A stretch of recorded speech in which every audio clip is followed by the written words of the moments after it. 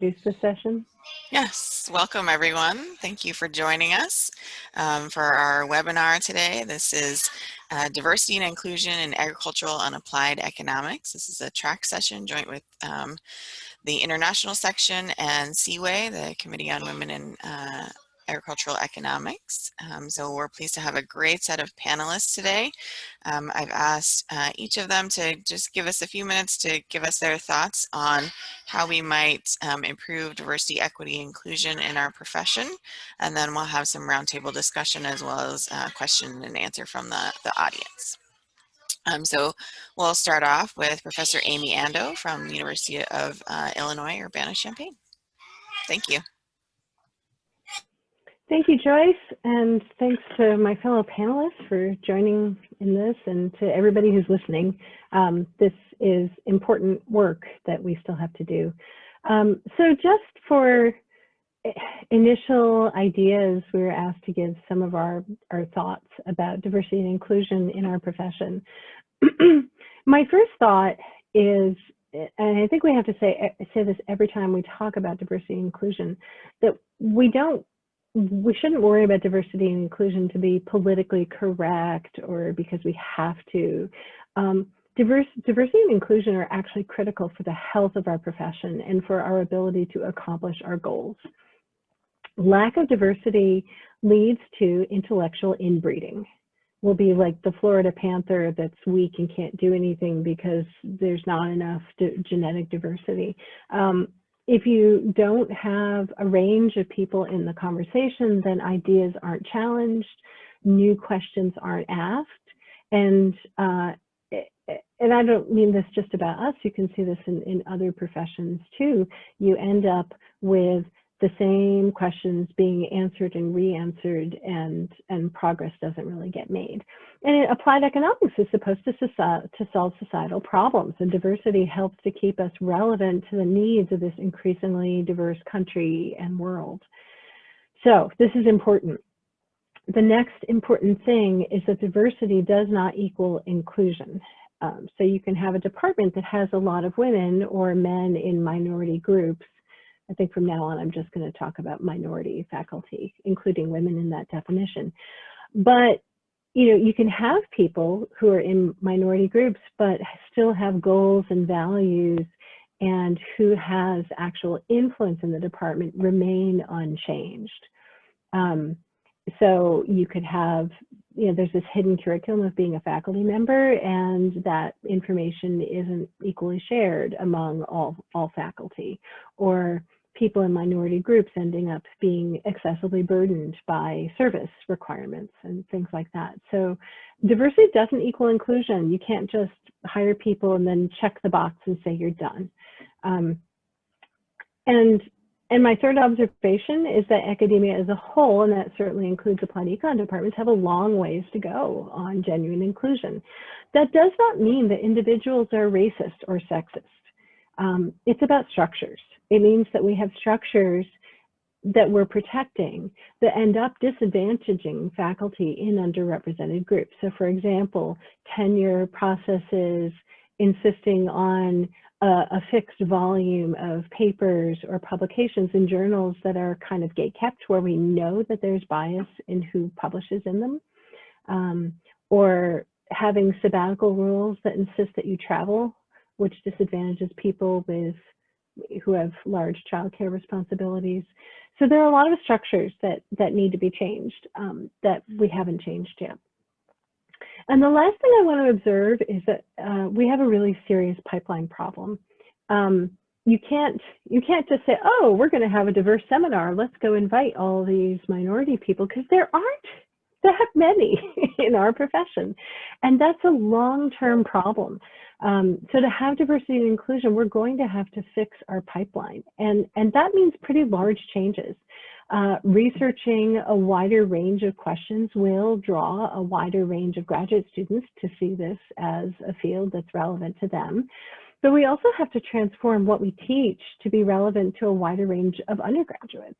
Change is hard in academia. We rarely sit down and say, if we were to start from scratch, is this the way we would teach now? But I think we need to do that.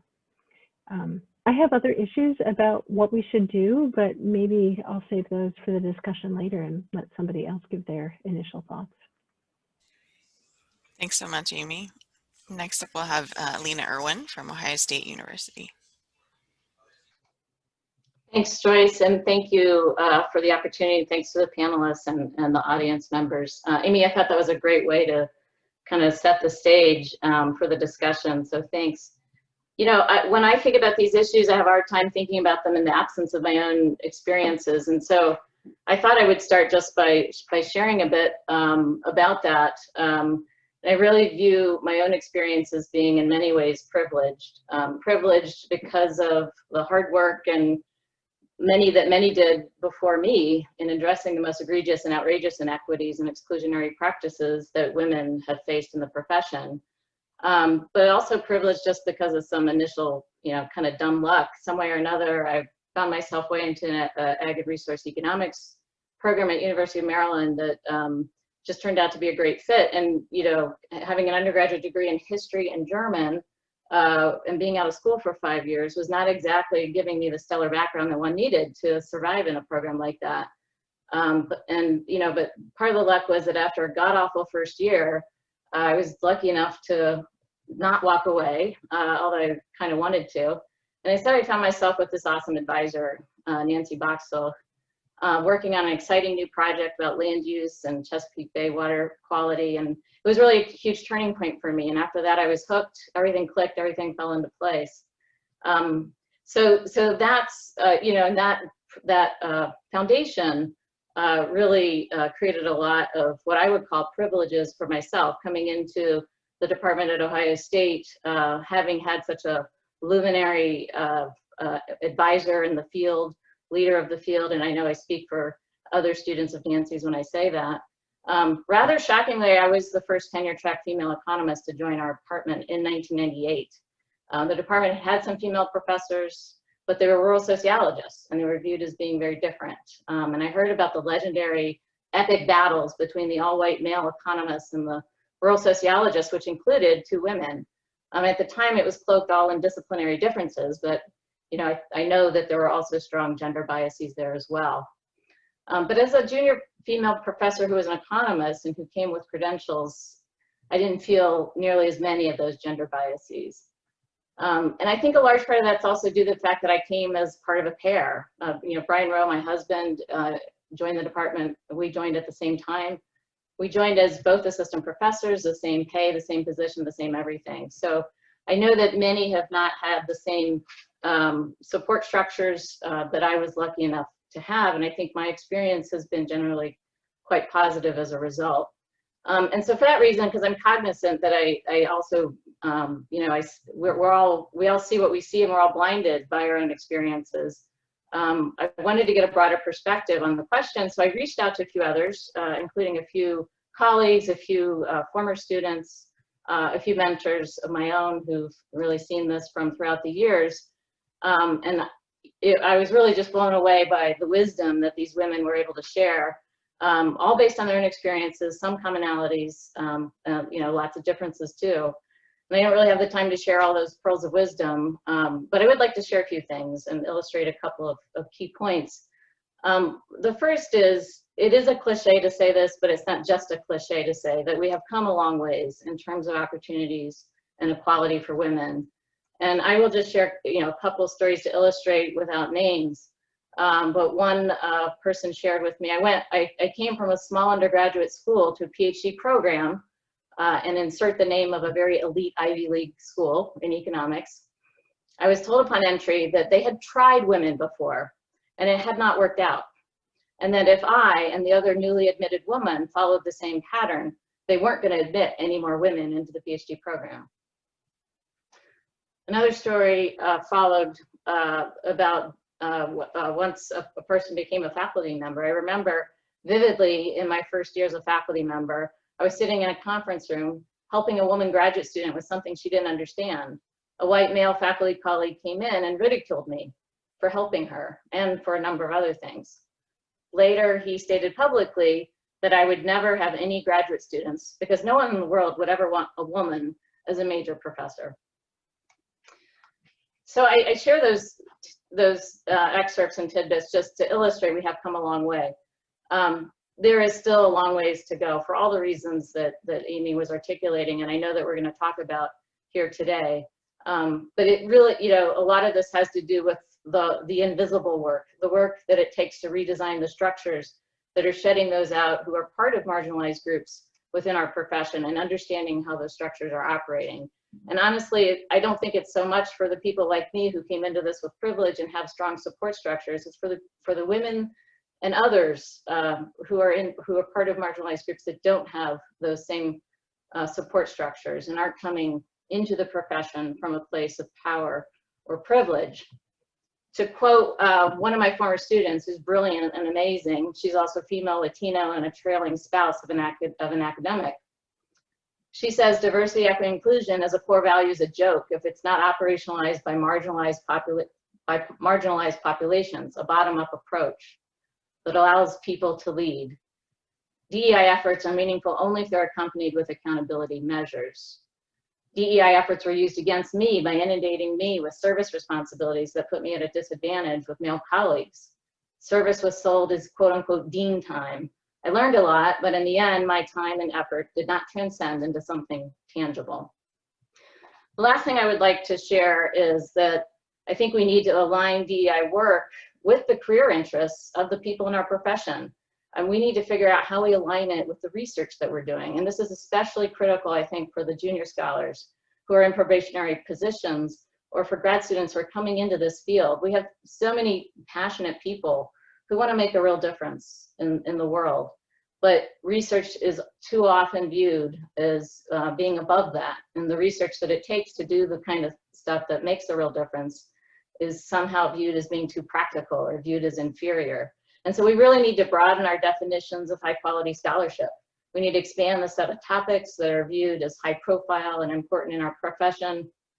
And just to end with another quote from a colleague who said, it can't be the case that if you care about DEI work, you are forced to do this in a service capacity, or you're told that you have to give up your research or teaching and go into a leadership position just in order to do something about it. That's all I wanted to share for now. Thank you very much, Lena. That's great. Next up, we have Karina Gallardo. I'm sorry, I hope I pronounced that correctly, from Washington State University. Good morning, everybody. Thank you, Joyce, for the invitation. I wanted to share some thoughts about these topics.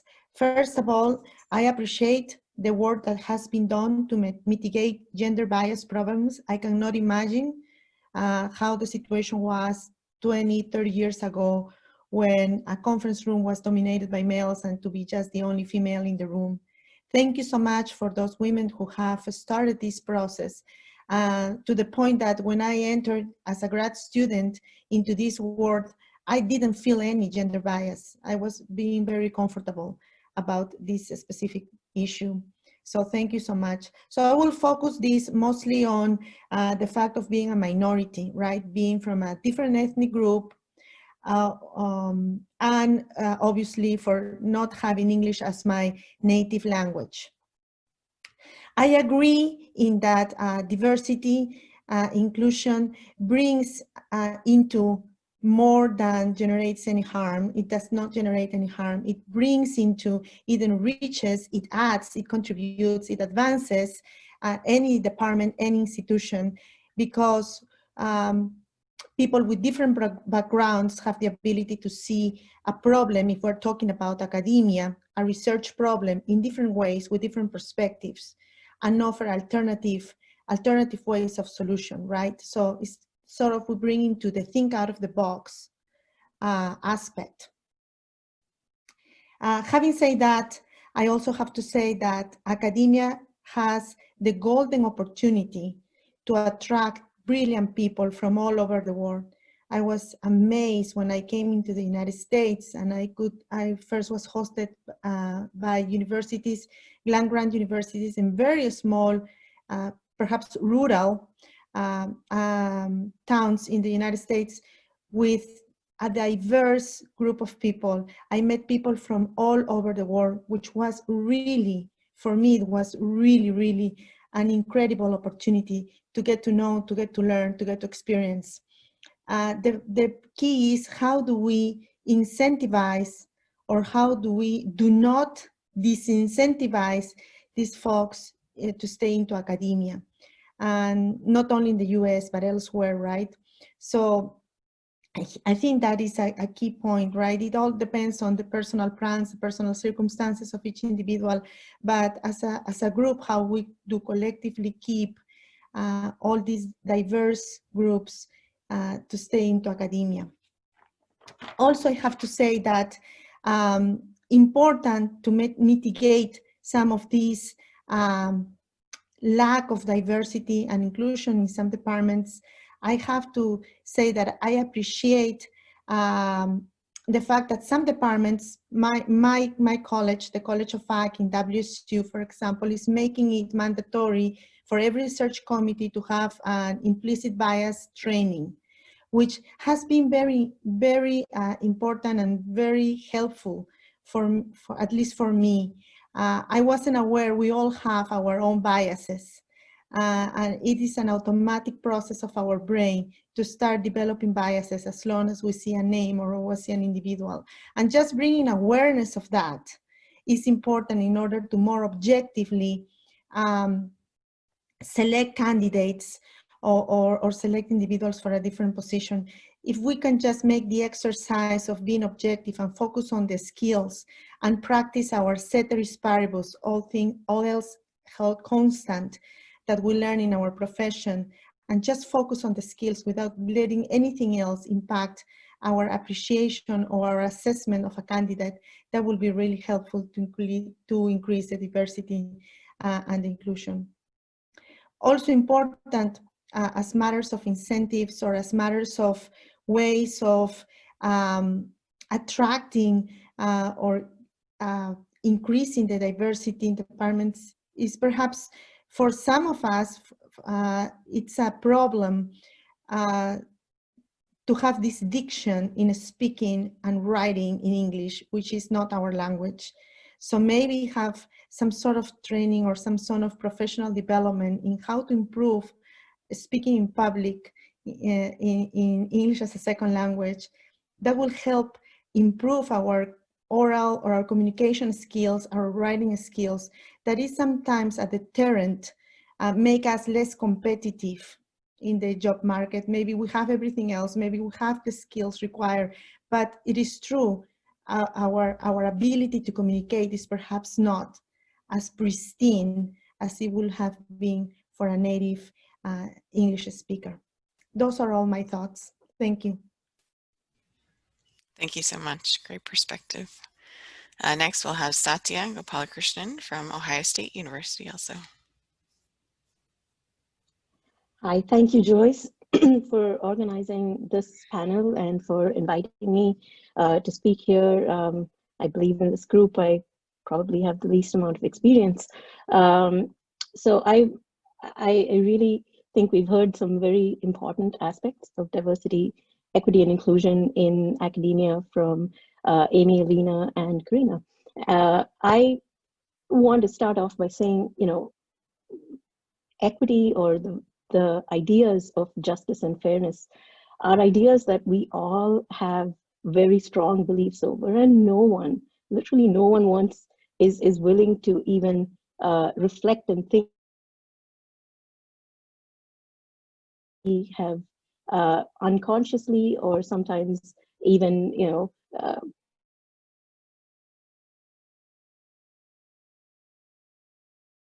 of a situation that could be unfair. So no one really wants to admit to it, but at the very core is recognizing that if we have gotten as far as we have, it is some of those privileges, some of those opportunities that we've had, which others may not have had. And you know, just as Lena pointed out, I am part of a minority group in the United States, but back in India, I think I definitely fall under a pretty privileged group, which is what afforded the sorts of opportunities to come to the US for graduate education, to be able to pursue the path that I have and to land where I have. So I'm right from a very young age, I've been acutely aware of the privileges that I have had. Without digressing too much, a pretty early experience in my own life has reminded me that I would really have not been alive had I not had the privilege of being the daughter of a pretty influential person that could get me to a hospital when I had an accident and survive. I mean, this was, if you look at the broader scope of things, not the opportunities that everyone would have had in growing up in India. So I want to acknowledge that I'm also speaking from a point of privilege, and I think recognizing what our opportunities and the advantages we've had just gives us that humility to think about what still needs to be done.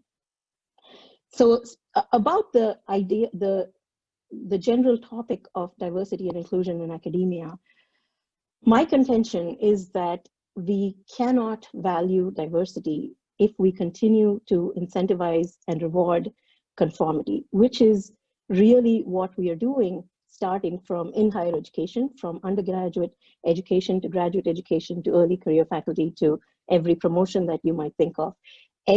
Along every step of the way, we are trying to establish some rules of conformity. You have to have a certain SAT score, a certain level, certain GPA. Now, all of these come with institutional and structural factors that would allow you to get access to education in a certain college or in a certain university, to get a PhD from a particular department, which then gets you a job in the next in a department like Ohio State. So at every stage, we are trying to set rules or set criteria that we see as ways in which people can conform, and yet we want to value diversity. I think there is an internal inconsistency in the way higher education has evolved. And so in thinking about diversity and inclusion as core values in academia, or even in the larger society, I think these are values. I don't see diversity and inclusion as being any different from academic integrity. Is a core value. And we don't hear anyone argue, at least not anymore, that there is a trade-off between upholding academic integrity and the quality of maintaining excellence. There was a time when someone would have argued that. The Nuremberg trials are a good example of a situation, a time in history when some people would have thought the only way to do research is to torture somebody. And that was, we're just doing it for science. Those things have been said. So it is not a case that what we set as standards of excellence are immutable or in any sense objective. Amy alluded to the same point. So I think there is a false dichotomy between this idea of we want to increase diversity and yet, but still, or any conjunctives that you might want to add there, that it gets in the way of excellence. And I think if we value diversity, we need to be rethinking what we view as excellence. And I'll stop with that. I'm sure we'll have more time to discuss later. Thank you, Satya. Those are fantastic points. Next up, we have Kenrat Jefferson Moore from North Carolina Agricultural and Technical State University, and also the past chair, is that correct, of COSBE, or current? Current, my apologies. That's okay. I would like to share my screen.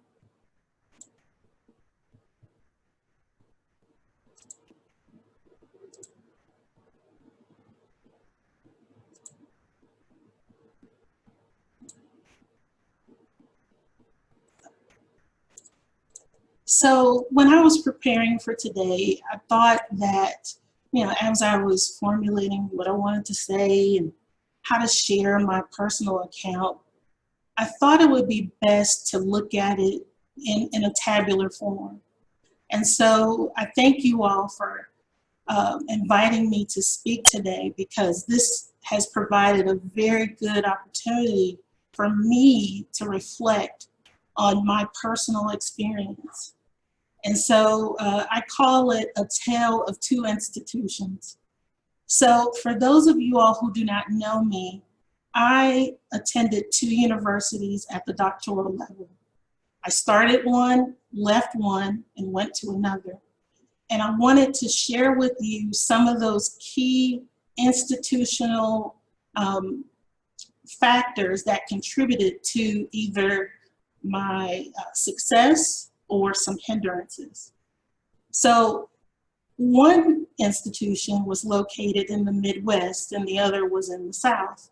And I will say that one of my first experiences when I stepped on the bus, there was a bus that would take you to the university.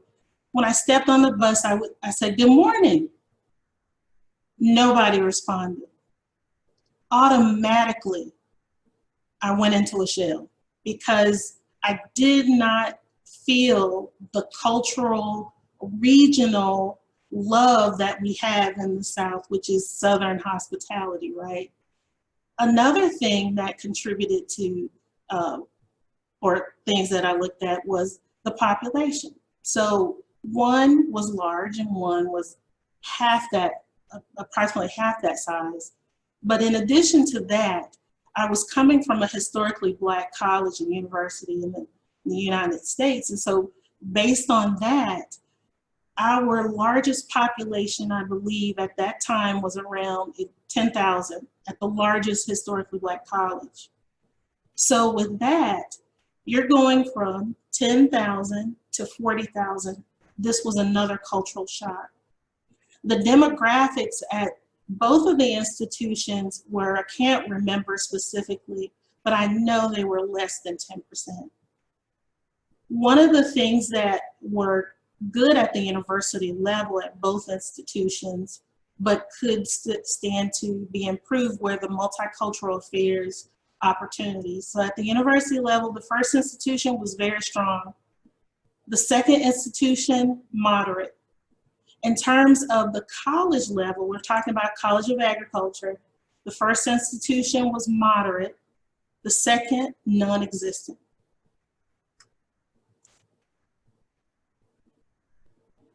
So then I started to think about the diversity at the departmental level or the programmatic level. In terms of diversity and inclusion at the first institution, both were weak. And I'll address any questions that you may have about that when we get to the question and answer session. At the second institution, diversity was moderate, but the inclusion was very strong. In terms of my coursework, these are instructors that I was able to see. There was only one female of color in this department, and I never had her for instruction. However, it was good to be able to see someone that looked like me so that I could identify with that individual. The second institution, there were 2 males of color and 1 female. I did not get a chance to do any research at the first institution, and I'll explain why later. But at the second institution, after I finished or completed my coursework, I noticed that the department hired an additional male of color and 2 additional females of color.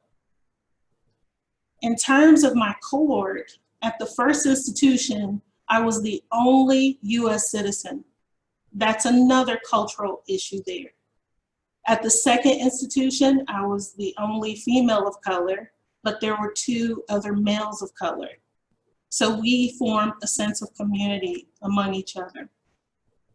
In terms of financial support, the first institution had a fellowship that they used as a tool to recruit diverse students. However, after that first year, you had to go and look for financial support for research opportunities with other faculty members. I did this based on my interest, went to various faculty members. No one wanted to give me a chance. Second institution, they were so happy to have me. They gave me a 4-year fellowship, a teaching assistantship, and a research assistantship. I had 2 offices, one in the College of Business and one in the College of Agriculture. In terms of recruitment and retention, the first institution, they recruited well, it was strong recruitment of minorities. However, once you were accepted or admitted to the university, that was it. You were left on your own. As a matter of fact, one of my instructors told me, Kinrette, why don't you do a better job at trying to connect with your peers, okay? After countless attempts to study with my peers, etc., nothing happened. But at the other institution, in terms of diverse recruitment, it was weak. I basically sought the institution because of the location to my parents. I wanted to be able to go to visit my parents. In terms of inclusion, very, very strong.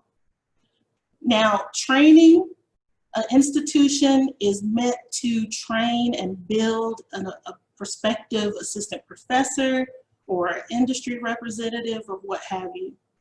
In terms of mentorship, the first institution, strong mentor. In terms of research and teaching, non-existent. The second institution, strong mentorship, research, as well as teaching.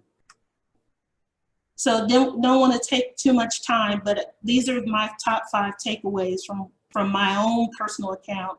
1, multicultural affairs have to be at not only the university and college level, but also the program level. Resources need to go towards not only the recruitment of diverse individuals, but also including those individuals once they approach or are admitted to the university. In terms of faculty and students, it's important to also recruit diverse faculty and students for camaraderie and connection. Financial support is a must, and the development, which is inclusive to those individuals, is a must. Thank you. Thank you so much. And finally, we'll have Dawn Tillmany-McFadden, our current president of the AAEA. Well, that's a tough group to try to bat anchor on. So I'm going to stay with some of the things I was going to bring up, but I also want to reinforce some of the things I already heard. You know, I definitely agree with several people who want to say we've come a long way. The anecdote that's always stuck in my head is my first meetings in 1991 in Manhattan, Kansas, which my major professor sent me to alone.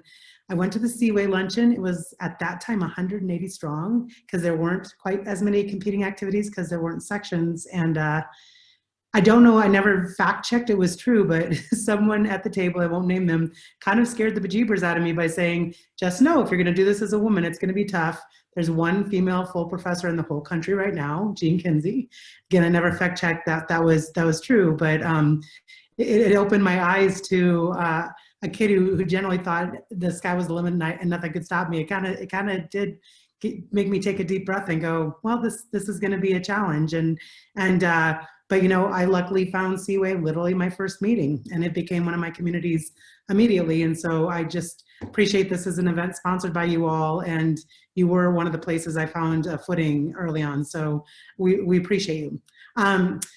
So for some of the other things that were brought up, you know, I think there's been some great themes already brought up. The additional one I want to bring up, probably given my context, I thought Karina might bring it up, is for those of us who actually took extension roles, there was probably a whole other dimension that we don't think about when we're thinking mostly about research and teaching, and that's that I have a colleague now in ag education who's kind of given me some language around this, but there's the agrarian ideals. You know, we're no longer the American Ag Econ Association, we're the Ag and Applied Econ Association, but we certainly do still have some anchor points in the fact that ag colleges, their stakeholders, their partners, the policies we work under have some built-in assumptions about the beauty of the agrarian ideals that have been mapped out perhaps too simplistically. And I did come from a traditional farm in Iowa, and went through land grant programs that did connect with those fairly strongly. Probably the first eye-opening experience for me there was when I went to UC Davis, and even though I was going into an ag econ program, I was the only kid from a farm in my class and cohort. Chris Wolf joined the next year, so I had one other colleague, but you know, I went from a school at Iowa State where everybody had a shared experience with me of being from a farm and an FFA to there, where it was far more of an international development, natural resource feel.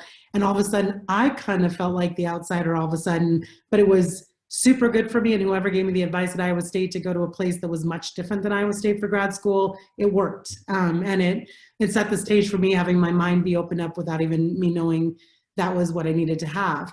But then I have transitioned back to schools that were more traditional, first Utah State and here. And then when I took on extension appointments, I quickly realized that one of the challenges, certainly for me as a female, and if I had been international, would have been more complicated. And if I hadn't come from a farm and had earned my keep to know what ag was about, it would have been a very challenging pathway. And you know, I think two solutions we've kind of try to navigate as a profession is there are more of us. So if people are looking for mentorship or advice, I try to be open to be giving that. And, you know, even when we became a broader 10 and adopted a set of applied economics, and we now have extension touching a far wider set of topics, including food security and environmental issues and public health and energy economics, you know, I think that's made it a little easier for us to feel like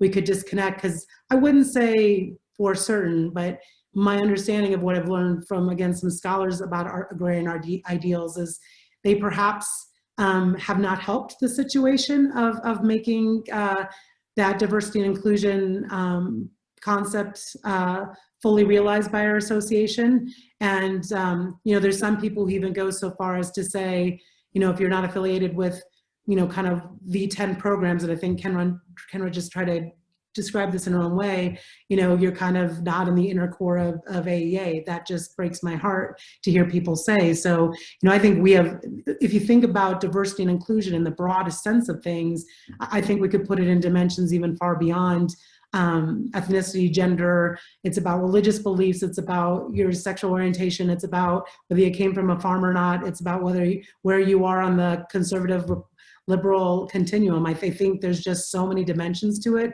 We don't even fully understand, again, how we really have to, as an organization, be open to the widest set of conversations we might need to have to make people feel like they're never having to cringe in their skin when they're sitting in a session or hearing a conversation, and that it strikes them wrong, or it makes them at all feel not like they don't belong. So I just want to throw that out there. Very much want to reinforce what several people have talked about, and Kenra put together so well in her Tale of Two Institutions, that supply chains and pathways matter. And we as the board had a good conversation about that, about then we need to disrupt this supply chain. COVID's done it to the food supply chain. I think this summer's events around diversity have done it to our talks and our own discussions about our supply chains. And it's what's not clear to us is how far we have to reach back to make sure people do see both our profession as a welcoming place to study and make impacts in the world. Again, to what Lena said, that we'll let those impacts be broader than purely frontier research, and that the even stakeholder groups and target audiences we're wanting to affect and influence are far broader than what would be traditionally construed as the land grant audiences. So, you know, I think we do have a challenge to figure out how far back we have to go to actually think about that supply chain. For sure, it sounds like we need to go to the undergraduate level, and the people who perhaps get discouraged when they hear, well, maybe you're not good enough in math or statistics, or perhaps, you know, you should, you know, look at sociology.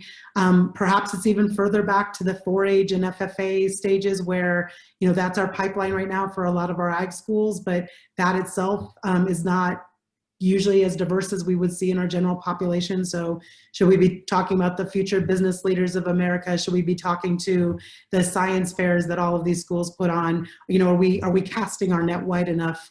And how early do we need to do that to set up the supply chain? And then on the pathways, I can't even do a better job than Kenra just did about talking about how do we authentically build pathways for people, not just in our departments, but in our multi-state research organizations, our multi-state extension organizations, our sections. How do we set pathways so that people really find a place that it isn't just about, great, we got them, we recruited a more diverse set of people, but they actually 2 or 3 years later say, I actually feel like I have a community of practice that I can sit in, even beyond my department borders, that is comfortable. And boy, I just think of how many times I was lucky that I landed in the right place at the right time. So I found that in CWAE, I found that in the Community Regional Economist, I found that in the Western Ag Economics Association, and then later Extension. And all of mine happened by accident. Maybe sometimes it was a mentor watching over me and I was just oblivious to it, but you know, the more pathways we can find that have the most different ways people can be successful in whatever way they want to be impactful is important. And so I'll kind of stop there, except for I do want some of our conversation and questions and answers to get back to what I forget who, but someone said earlier about, are the trade-offs we're talking about when we talk about this rigor versus what relevance or whatever, are they real or are they perceived? Because, you know, I certainly have had, been blessed to be able to get to be impactful across all the different functions I've chosen to do. But, you know, there's times, I suppose that allows me to see more clearly which ones really seem to resonate with the stakeholders I'm worried about serving.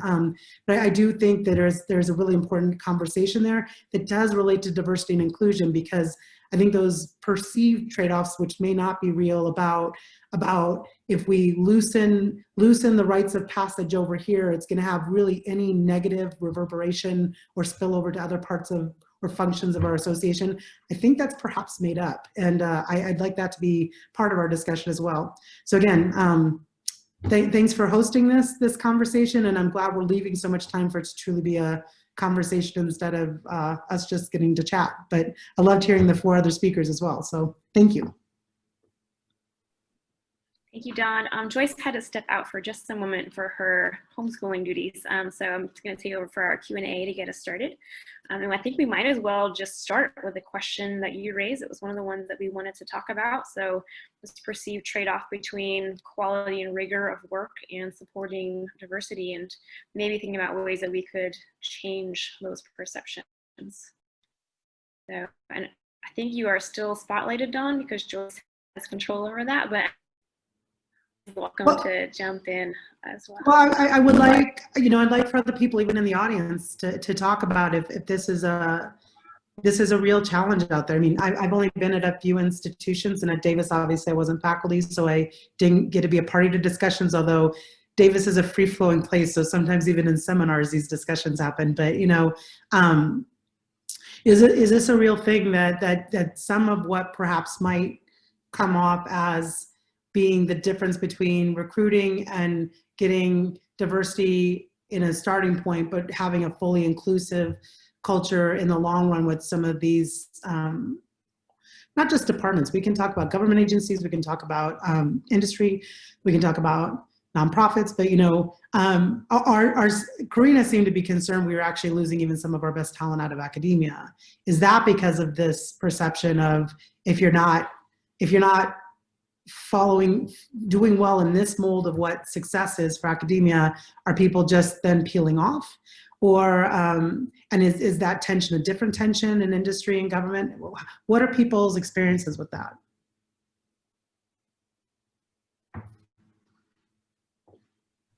Valerie's raised her hand, so I'm unmuted you, I think, Valerie. Okay, can you hear me? Yeah, we can hear you. Okay. Yeah, I just want to, oh, should I put I don't need my video on, do I? I don't think you even have that option, to be honest. Okay, perfect. Okay. I just want to share, I think there's some like fundamental shifts that need to happen in terms of norms. And I'm not quite sure how we do that as an organization. So, you know, just in some, you know, the whole, you know, the first thing in terms of comps, like there's when Mark Bellamere had a similar diversity seminar a couple months ago, there's some rigidity on and fixation on having comps and being able to sort of pass them in the first year as a telltale of what type of researcher you're going to be. Like some people take, you know, more time to mature. Some students come in as undergrads.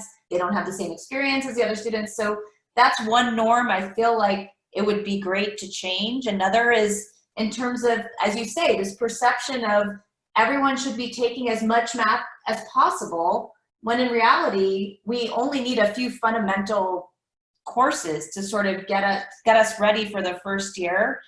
And then also this sort of perception of you need to come as an economist. I mean, what Elena said about having a background in German and history was very powerful, because I've had discussions with other faculty about considering very like skilled students, like master students, that maybe they have a geography degree and they're more skilled in remote sensing or GIS, but suddenly they realize they want to do applied economics and they wouldn't even be considered, you know, and they wouldn't even be considered to be admitted in the program. So I just feel like, how do we as an organization try to shift these norms?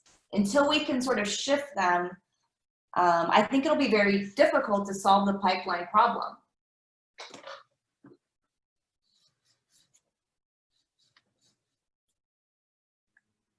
Well, it definitely keeps the pipeline too narrow. And as you can imagine, here at Colorado, because we are truly half natural resources and ag, you know, we have a lot of people, and you all probably have the same experience. Econ gets found late by students.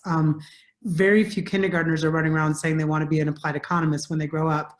We're usually losing out to firemen or teachers.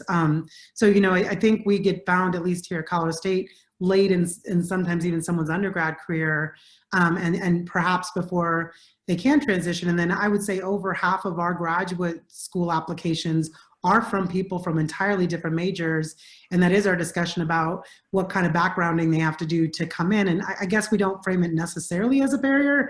I guess I now realize it could be perceived as that, but it's been a challenge. And then Elena, I'd love for you to talk about the fact we're continuing to struggle because we know there's some interdisciplinary programs we could be more strongly affiliated with on campus, including our School of Global Environmental Sustainability, our School of Public Health, our Food Systems program. But we really have a tension in our discussions in the department about what core curriculum we're willing to give up, or how much the toolbox we'd be willing to relent to be able to let them have the breadth that those need. So I think that those two topics maybe come hand in hand. And Elena, you probably have the most experience with that now, given your new role. I know Amy wants to jump in, so let Amy jump in first, and then I'd love to talk about that.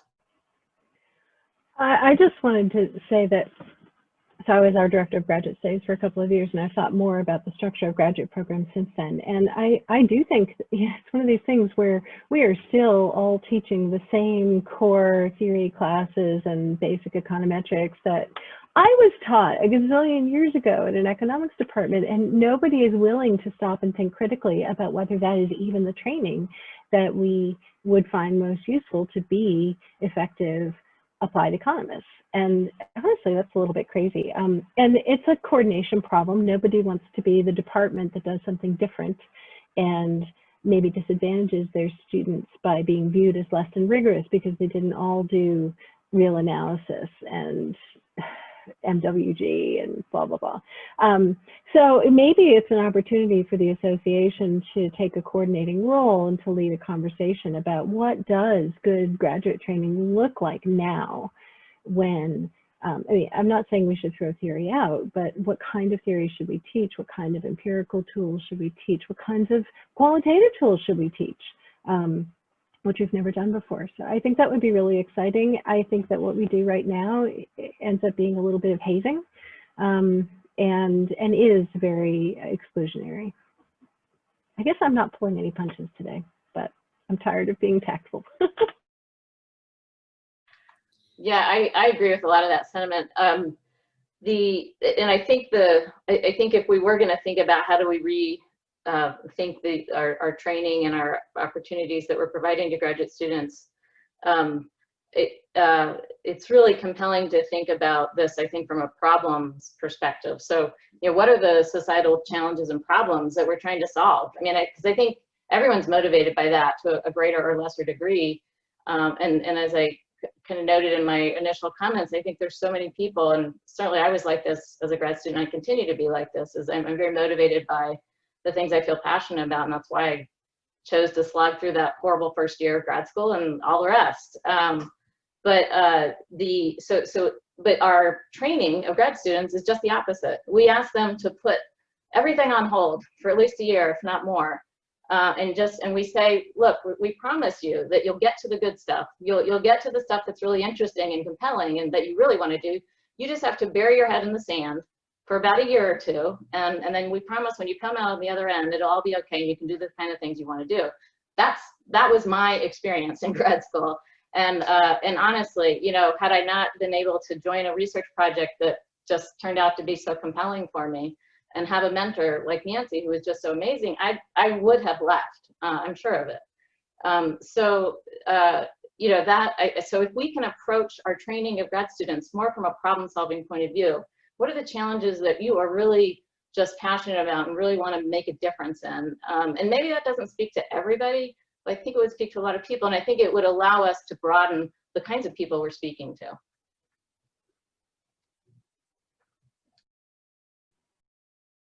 Points. We have Zoe, I just wanted to say, I just saw the Q&A box, and Kenred's had a couple of questions pending for a while, so maybe before we open up to the audience again, do you want to share those with Kenred and let her respond? Or I can do it? Kenred? Let me see if I can get Zoe Sure. muted. Here, let her talk. There we go. All right, Zoe, the floor is yours to ask your question. Great. Kenra, I had posed two questions in the chat, and one was more directly to you, and I think one is something that a lot of people on here could reflect on from their various perspectives and experiences. But the first question was just about, you know, first of all, you know, I'm aware of all of the amazing training and mentorship of Black students and underrepresented minority students you've done in your career, and sending many of those students not necessarily into graduate school, but into a variety of rewarding careers, as graduate school is not the only thing that students can do that is valuable. But as we look to at our graduate programs and thinking about recruiting students into our graduate programs, specifically underrepresented minority domestic students, what are the barriers that you see that are maybe being created by some of our departments that we could help to take away to create that pipeline, because we have such amazing institutions in our 1890s that we're not at all engaging with. And then the second question just for everybody is, you know, as a junior scholar, I like coming to this, I'm still learning about the 18 versus grants, which are HBCUs, and I don't understand why there's such division and separation between these pipelines. It feels like modern day segregation. And I wonder why that is. And I wonder why that, it seems to me that that's a huge barrier. And if we're not trying to fix that, we're not doing our job when it comes to diversity, equity, inclusion, and profession. So I would love your reflections, Kenra, and anyone else who has them. So thank you. Okay, Zoe, to answer your first question,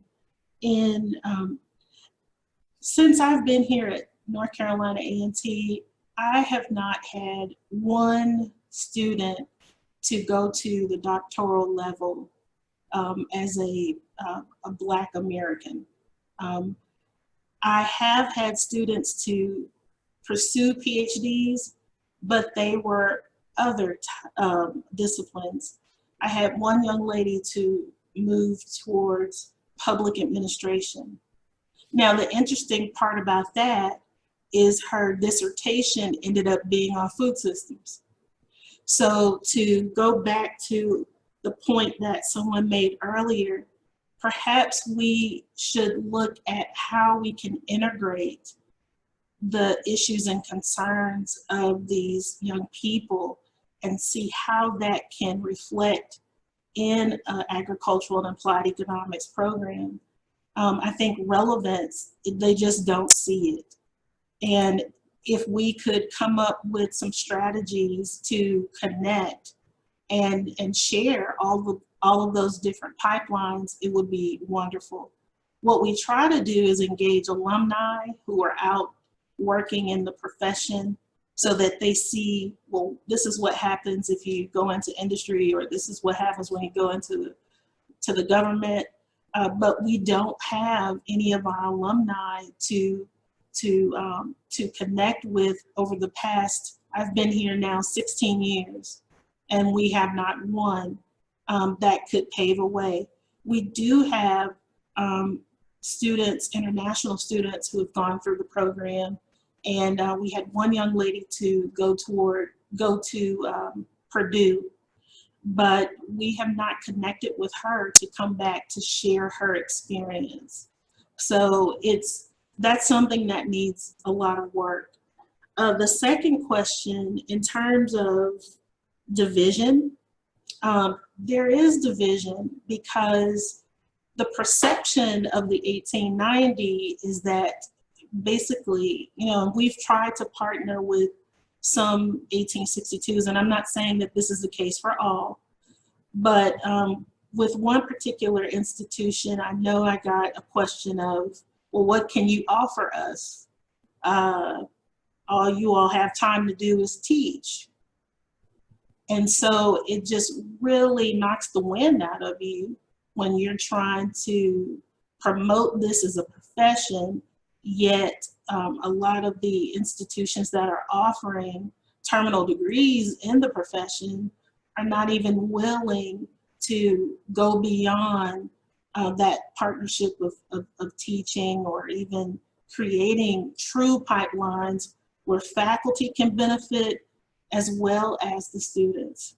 So I don't know what anyone else has to offer, but to that question, but that's definitely what I've personally experienced.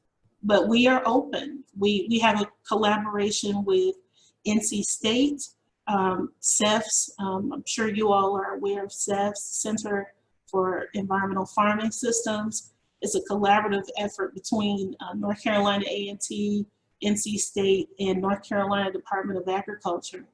And it's a strong relationship, but it could be stronger, and we're working towards doing that. So if we could create more pipelines, pathways like this, it would be wonderful. I think another thing, sorry, I've heard of is that our mentoring oftentimes is not very culturally sensitive, right? It does not, again, we're kind of rewarding that conformity. We expect students to know all of the norms of the profession that have been codified over all these years by a certain group of folks. And we don't offer a lot of opportunities to work outside that box. And I think that also really drives people away. I was just going to add that I think for most regular faculty, we're just, faculty aren't made aware of these kinds of opportunities. And so it takes an individual faculty member who wants to reach out and make those connections. And the barriers of doing that are just so high because it's so costly. And so it's part of the systemic problem, right? We really need the institutional structures to be in place that are making those two-way connections.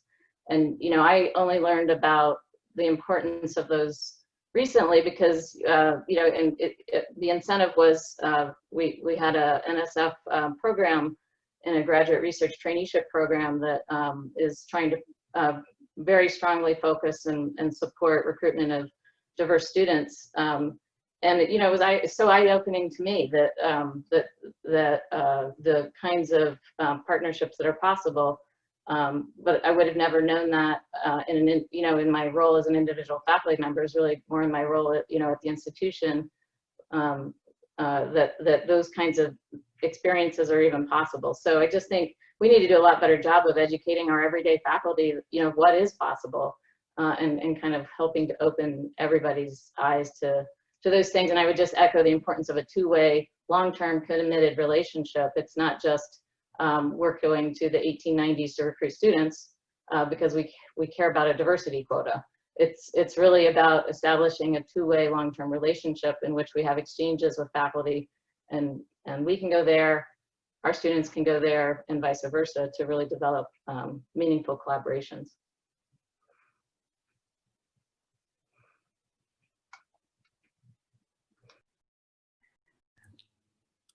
Well, I know this is very anchored also, again, on academia, partly because, you know, we're the education pipeline, if nothing else. But, you know, also if there's anyone else on the call who's in a industry, government, or nonprofit context that wants to speak to challenges, or if that was a decision, you know, when they were deciding about where they wanted to land with their careers, if some of these challenges we're talking about on the call were part of the decision criteria used for why you did not choose academia. I mean, that'd be interesting as well, because that's just things that are also important to our broader membership. So.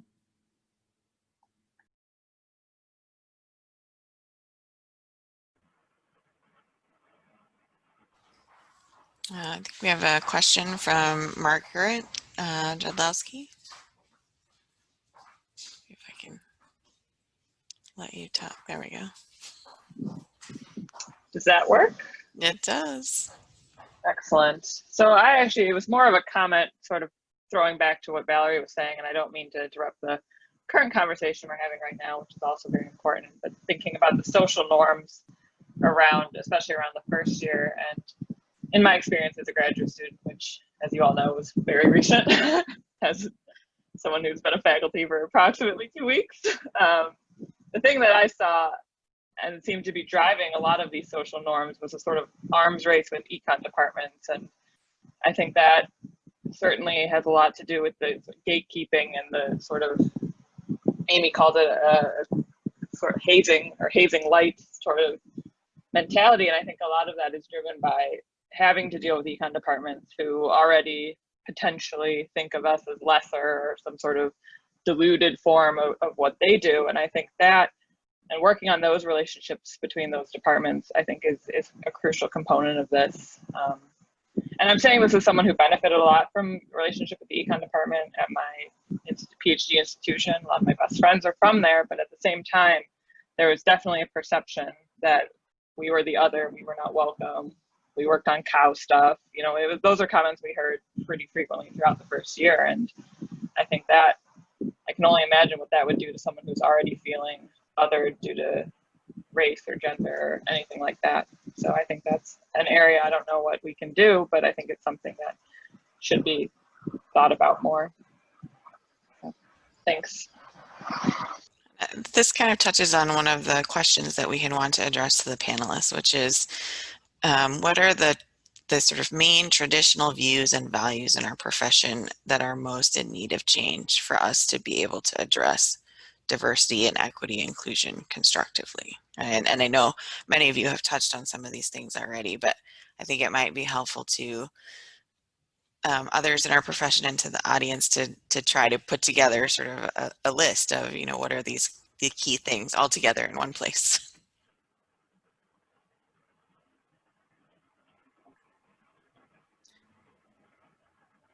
Oh, are you talking, Dawn, or?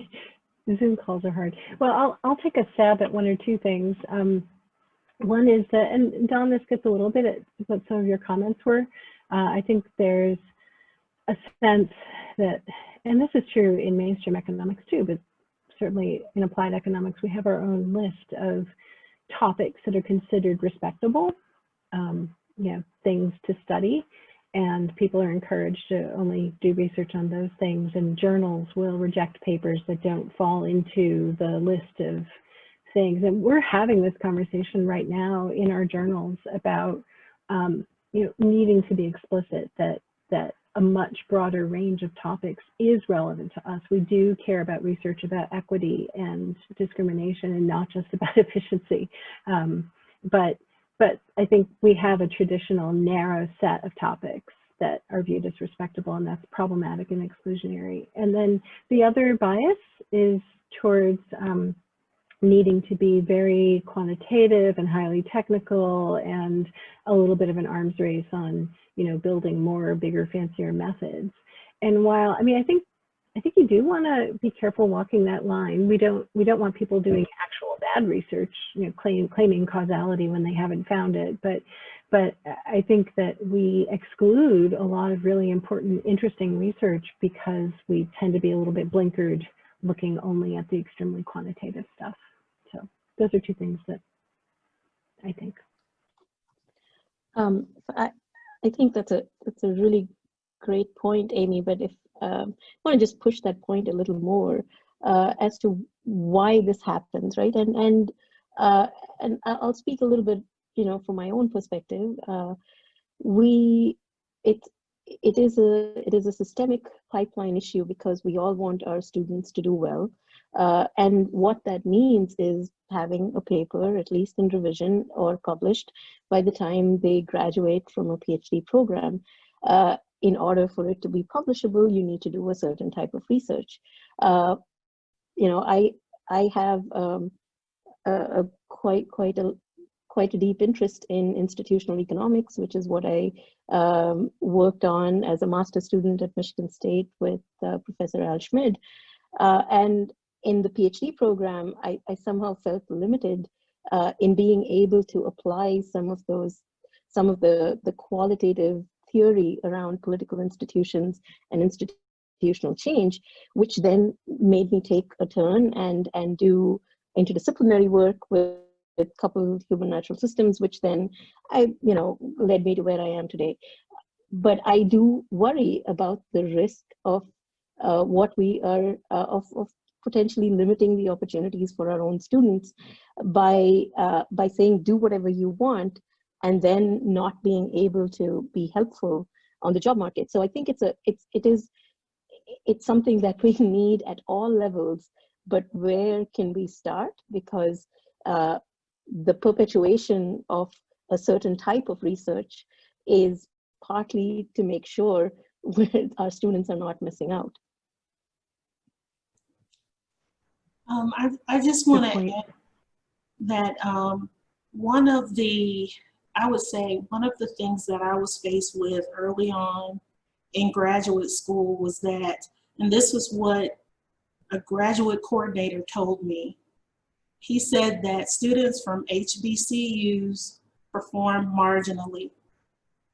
So if this is a mentality of individuals in the profession, it could speak to why there isn't a strong interest in students that are attending HBCUs or graduating. But I know that several CWAE members are graduates of HBCUs and they're doing very well. They are competent economists working in the profession. So comments like that immediately can deter a student. I'm just so glad that I persevered and worked beyond those comments, but think about what that does to the mentality of a prospective student. So I just want to add that sometimes these biases that people of color, or in particular Black Americans, are unintelligent.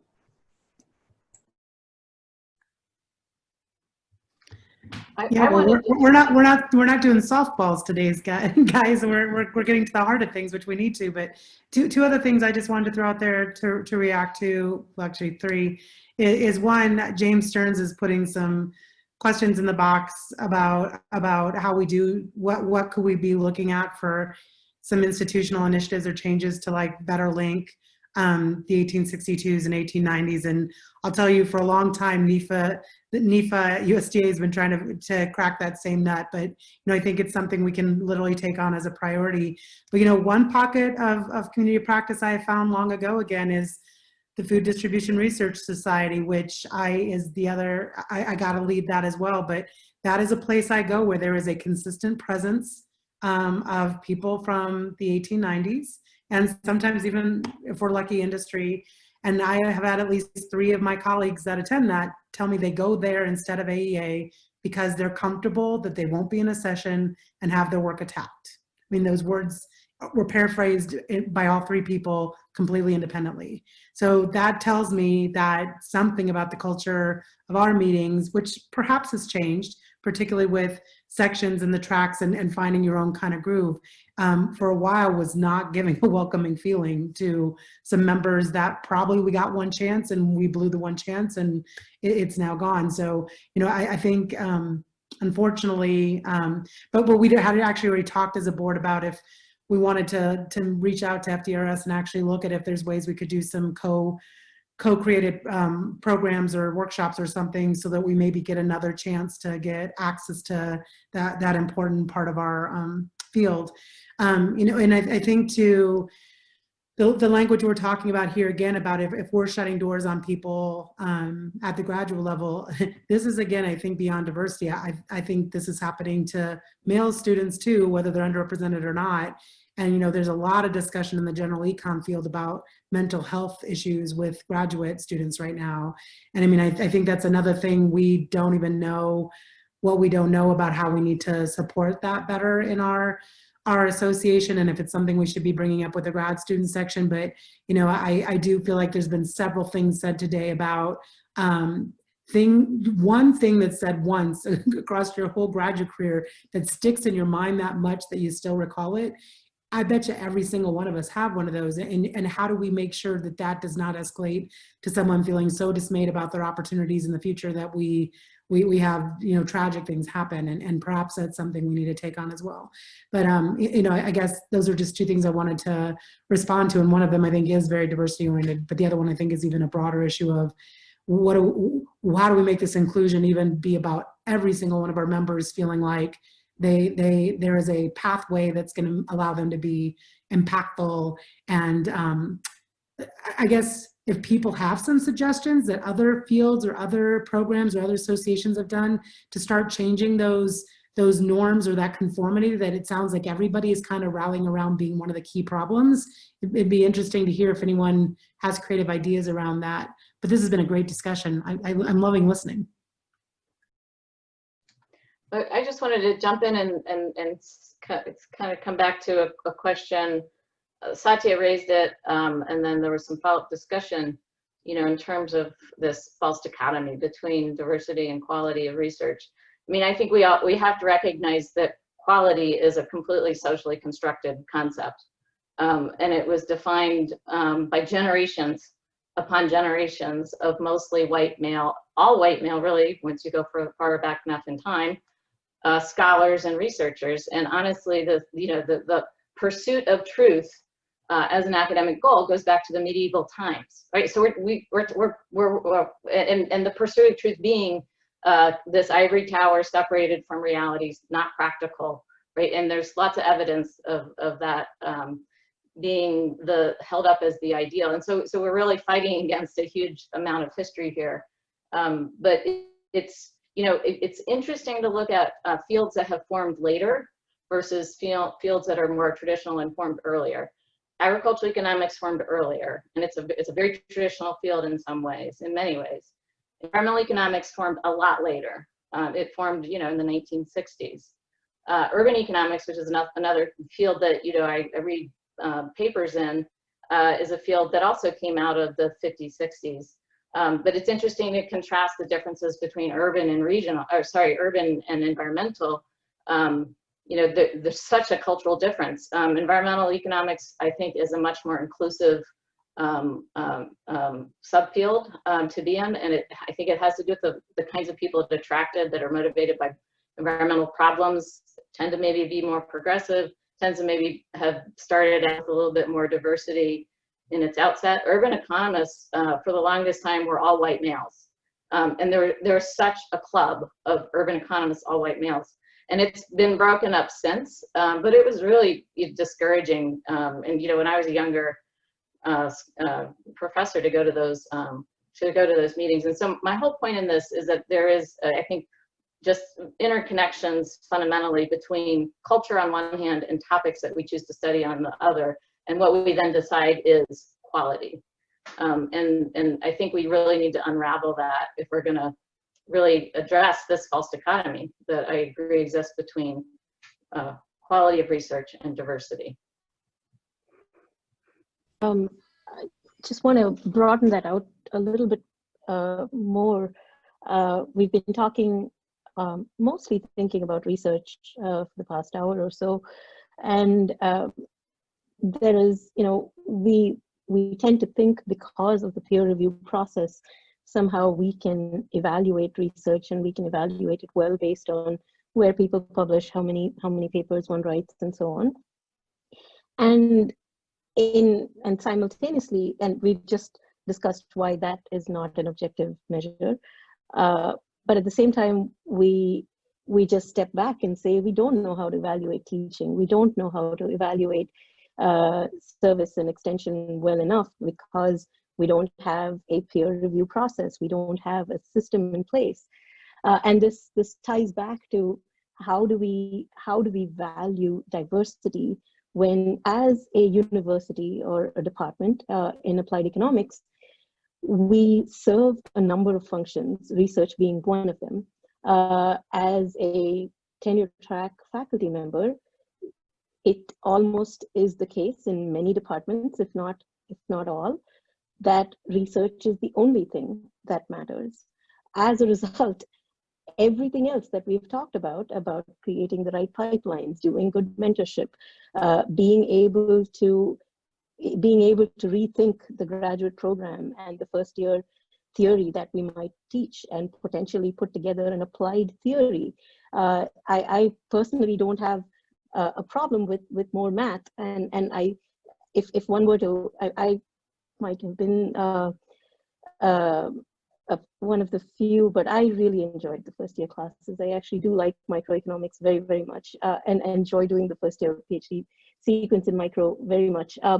But the it's not about, if the barrier to entry is math, it's the issue in my mind is setting a timeline saying everyone needs to do this in year one.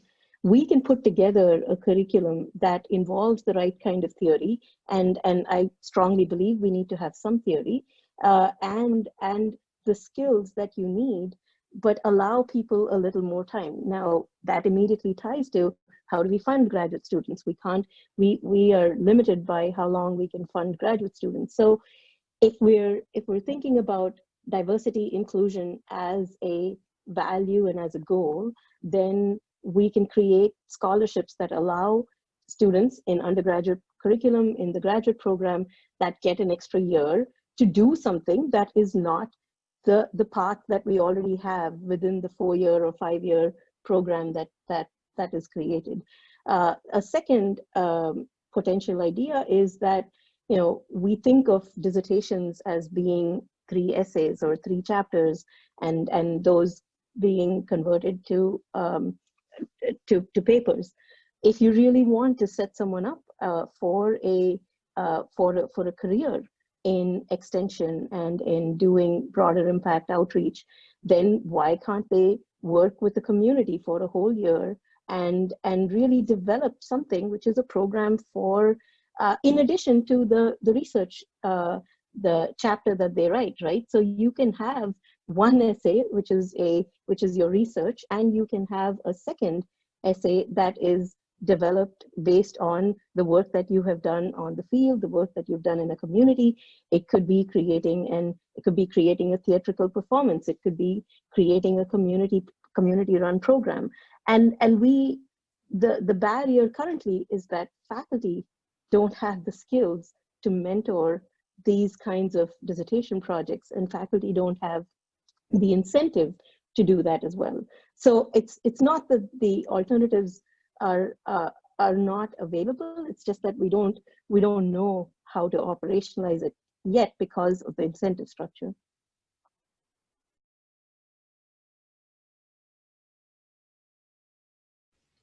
I think this comes back to another question we had wanted to address to the panel, which again has come up several times, is this false dichotomy between excellence and diversity. And personally, I feel like that's really kind of the elephant in a lot of rooms, right? That a lot of folks feel like working on diversity now is a concession and not a correction. And I don't know, I struggle with how we adjust that, right? Is it about creating new metrics around diversity so that, in our profession, do people need to understand something tangible, something numeric, something measurable? Is that how we operationalize it? Is it really just a consciousness raising adjustment that's going to be slow and gradual. So I'd welcome, ideas from panelists. It would be great. I think those are great questions, Joyce. And I mean, I'll speak from the perspective of being in an academic institution, which is so much of how we evaluate people is driven by our P&T process and what is in our AP&T documents. Because anytime it comes back to the discussion, and anyone who's been in these discussions knows that is the rule of law, and that is what we are guided by, and that is what everyone from the provost on down is told to do. And so if we want to change the rules of the game, we've got to change those documents. And that's like hard slogging work to do. It's not fun to dive into that and do that, but that's the work that has to be done. Well, not to be too Pollyanna-ish though, but both between the types of requests I'm getting to write letters and what they're letting me remark on, and the letters we're getting in our tenure and full promotion process, and what I feel like is the more thoughtfulness about all the different ways a faculty member can make impacts in their university. That's one place I actually am encouraged, just because it shows at least some organizational shift or change, because again, I'm not getting, I don't know if offer letters are being written better or if there's mentoring processes, but the advisement I'm getting sometimes to remark on specific things are broader than they used to be. And then again, as we ask people to evaluate our faculty, and we have a real challenge because we have 2 ag education faculty in our department, as long as we direct people and in those offer letters, when we hire people and tell them what to do and then share those offer letters with the people we write letters, I've been really encouraged by some shift or movement there. Again, we're not a top program, so perhaps our criteria vary from other people, but some of those letters I'm writing are for top programs. And again, what they're allowing me to write letters on in terms of the impact of that scholar, it's encouraging to me that I'm being able to write more broadly than just pulling up their citation counts and if they've got something in a top 10 journal. So but my point is that's driven by their P&T process. It's written true. into the documents. And not, so you're saying we don't know that all P&T processes across the country have been, that's a good point. And that, that's definitely something, well, we don't want to get into the weeds, but for those of us who've done 5-year program reviews of departments, we know there is some locus of control, not with AEA, but with us just as professionals. But I did at least want to be a little optimistic. I'll stop now, I promise. Well, so I was chair of our campus P&T committee at the University of Illinois, and I know that P&T processes vary across universities, but certainly at the U of I, the most important unit for P&T is the department. Colleges and campus tend to view the department as the expert on what really matters. And so there is an extent to which departments could decide for themselves. So there are 2 issues. Departments have to make a choice that they're going to value more diverse sets of outputs in a P&T dossier and view multiple ways that success looks like, multiple kinds of portfolios of impact. Then there's the question of external letters, which is always the wild card, because if the profession as a whole doesn't have a shared appreciation for multiple views of success, then you can end up getting letters from people who have a very narrow idea of where you should publish and how many papers you need to publish and so forth. So, I think having the association recognize formally through awards and other things, people who have diverse packages of output as having, that is excellence too. I think that could really help. Sometimes I read the descriptions of people who win awards, and it's always the same, 100 gazillion papers in the AJE and here and there, and which is great, and it is excellence. But what do some other forms of excellence look like? How do we lift that up so that letter writers can see that this other portfolio of work is also really outstanding and a great contribution to our profession.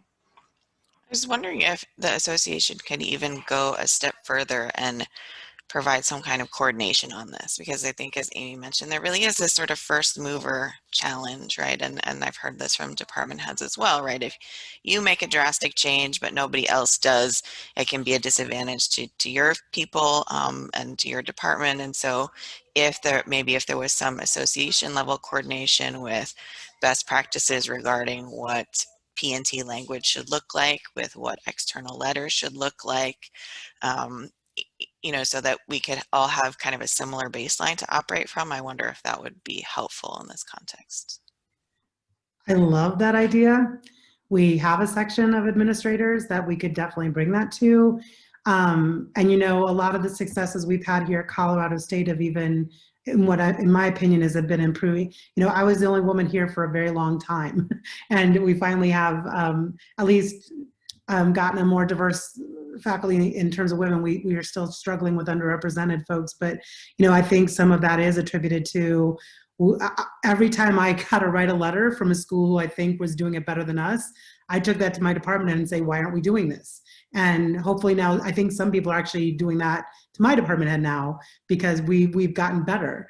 And so, you know, I think maybe we're at a tipping point where we get those administrators in a room, and again, we have a tipping point in those social norms where if now the majority of departments are rethinking how they handle that process from the day of hire, it may be more useful. It still doesn't solve the supply chain problem. Perhaps though part of the supply chain problem gets solved if there's less perceived risk that if you get somewhere and persevere and get that education, there's at least a little more transparent pathway to your professional goals. And you know, I do think T&P is that scary thing everybody likes to put into a tone of ominous. You know, it should be a place where we're celebrating people and the amazing things they do. And it's always so fun to look at packets when I get them. So I think that is totally something, if the administrators will take it up and run with it, we could definitely have them explore if other people believe that be part of the solution.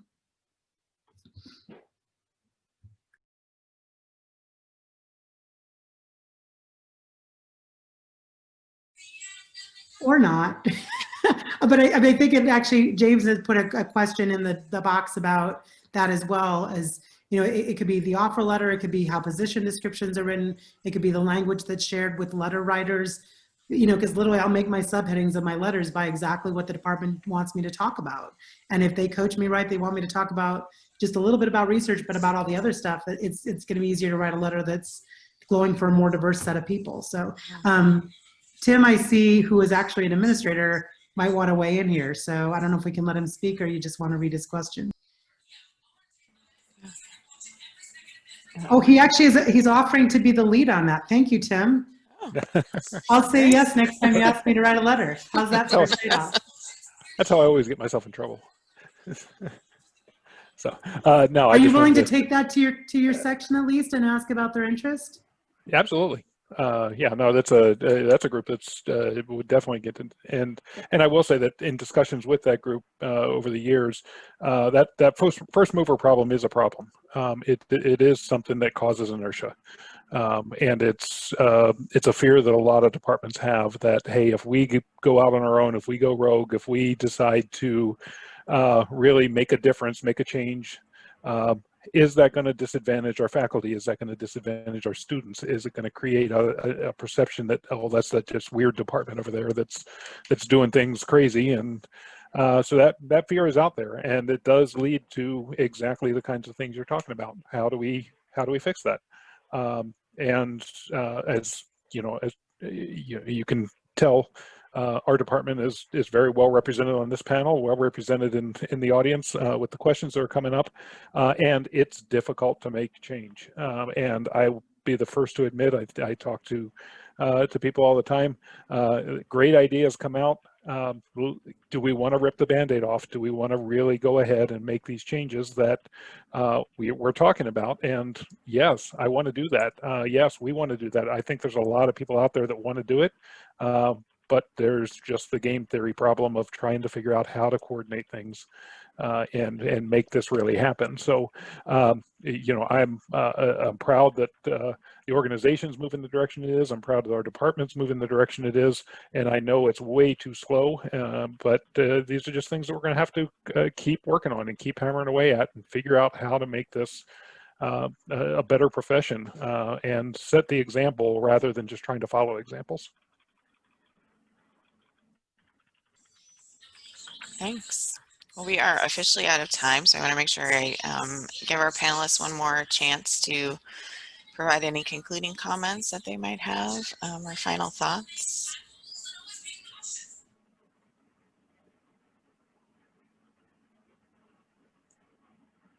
I don't think this has come up many times, but I was just touched upon.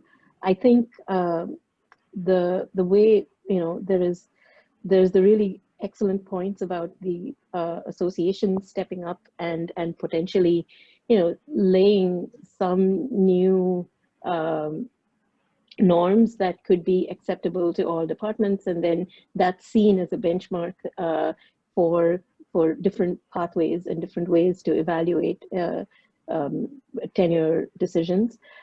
I also think what we don't see enough of an investment in is in faculty mentorship, and I think we need to think this through really carefully, because if we say we want to create opportunities to pick or to develop new paths for success, then we need to ensure that faculty, graduate students, undergraduate students are actually receiving some some counsel and guidance along the way to say, you are on the right path, or, you know, these are things you could do, these are the ways in which the department will support you. So, and I mean really putting resources towards making those options available, not where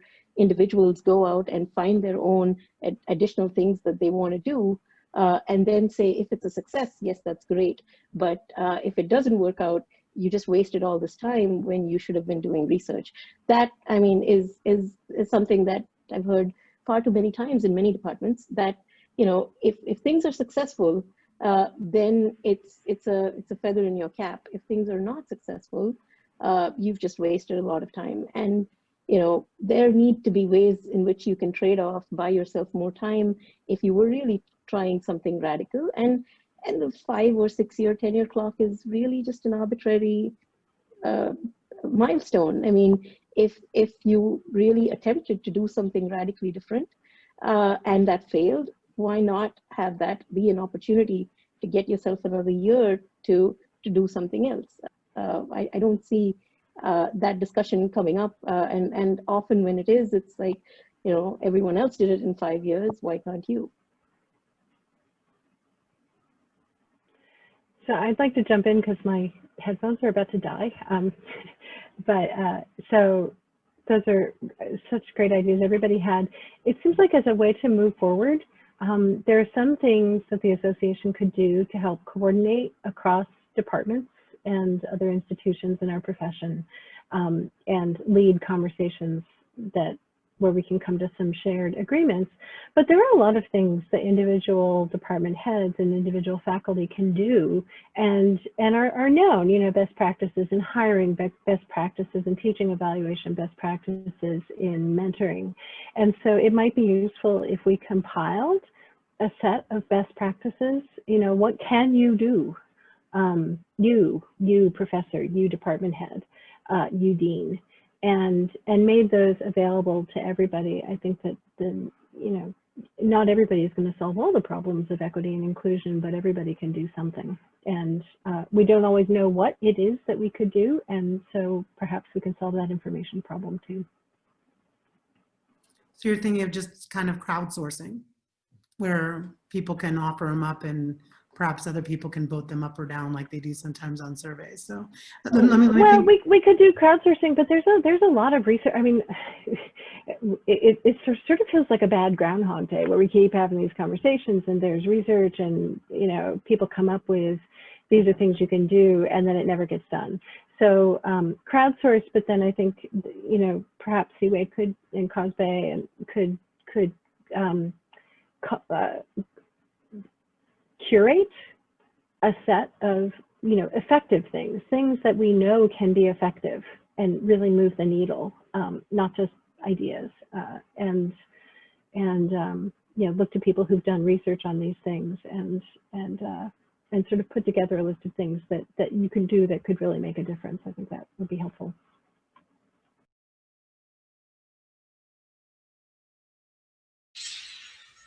Thank you so much. This has been a really fantastic panel. I want to be respectful of everyone's time and thank all our panelists for their great thoughts, for being so candid, and for being honest about everything. It was really great to hear. I could say, you know, for me personally, just really to hear it all verbalized and know that I'm not the only person who thinks some of these things was, you know, was very invigorating for the day. So thank you all so much. We'll have the recording posted soon. Apologies to those whose questions we couldn't, and comments we couldn't get to during the live panel. I will keep the webinar open for a little while if folks are available to hang around and chat more informally. That's fantastic. Well, Joyce, more importantly, thank you guys. I've been a member of CWAE since 1991. I've always loved it, but the leadership and innovation and perseverance you guys have shown to raise up issues should be commended. And I know you're all busy. A lot of you are at the early parts of your career. Thank you, thank you, thank you. You need to keep doing it. And thank you. This was a great talk, but you guys should be commended. Lots of great work this last year and a half. Thank you. Yeah, certainly Kelly and Samanti and Valerie have all of us have been doing a lot of exciting things. We're having a good time.